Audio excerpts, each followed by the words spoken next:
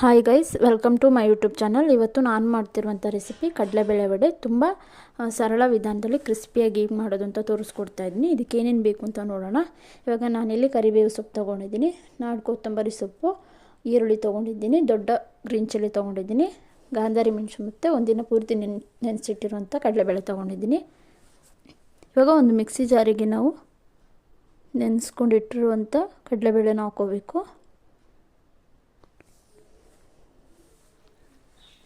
ಹಾಕ್ಕೊಂಡಾದಮೇಲೆ ಇವಾಗ ಒಂದು ಅರ್ಧ ಗ್ಲಾಸ್ ನೀರು ಹಾಕ್ಕೊಳ್ತಾ ಇದ್ದೀನಿ. ಅದನ್ನು ತುಂಬ ನೈಸಾಗಿ ಪೇಸ್ಟ್ ಮಾಡ್ಕೋಬೇಕು. ನೋಡಿ, ಈ ಥರ ನೈಸಾಗಿ ಪೇಸ್ಟ್ ಮಾಡ್ಕೊಂಡಿದ್ದೀನಿ.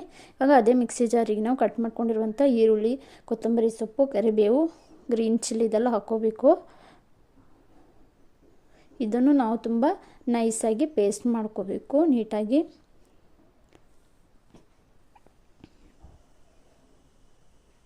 ಪೇಸ್ಟ್ ಮಾಡ್ಕೊಂಡು ಆದಮೇಲೆ ಇವಾಗ ಇದನ್ನು ಇದಕ್ಕೆ ಮಿಕ್ಸ್ ಮಾಡ್ಕೊಳ್ತಾ ಇದ್ದೀನಿ.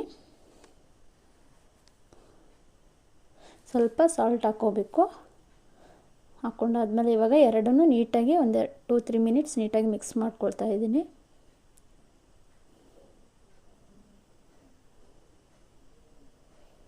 ಇವಾಗ ಮಿಕ್ಸ್ ಆಗಿದೆ ಇದು. ಇವಾಗ ಎಣ್ಣೆ ಕಾದಿದೆ, ತುಂಬ ತೆಳುವಾಗಿ ಇವಾಗ ತಟ್ಕೊಂಡು ಹಾಕ್ಕೊಳ್ತಾ ಇದ್ದೀನಿ ಎಣ್ಣೆಗೆ.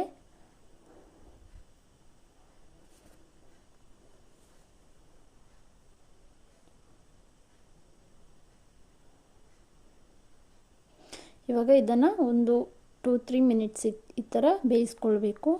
ಇವಾಗ ತಿರುಗಿಸ್ಕೊಂಡು ಇನ್ನೊಂದು ಕಡೆನೂ ಆ ಥರ ನೀಟಾಗಿ ಬೇಯಿಸ್ಕೊಳ್ಬೇಕು. ತುಂಬ ಲೋ ಫ್ಲೇಮಲ್ಲಿ ಬೇಯಿಸ್ಕೊಳ್ಬೇಕು, ಇಲ್ಲಾಂದರೆ ಒಳಗಡೆ ಚೆನ್ನಾಗಿ ಬೆಂದಿರೋದಿಲ್ಲ. ಈ ಕಡೆನೂ ಒಂದು 3 ಮಿನಿಟ್ಸ್ ಈ ಥರ ಬೇಯಿಸ್ಕೊಳ್ತಾ ಇದ್ದೀನಿ. ಇವಾಗ ಎರಡು ಕಡೆನೂ ನೀಟಾಗಿ ಬೆಂದಿದೆ. ಇವಾಗ ತುಂಬ ಕ್ರಿಸ್ಪಿ ಆದಂಥ ಒಂದು ಕಡಲೆಬೇಳೆ ವಡೆ ರೆಡಿಯಾಗಿದೆ.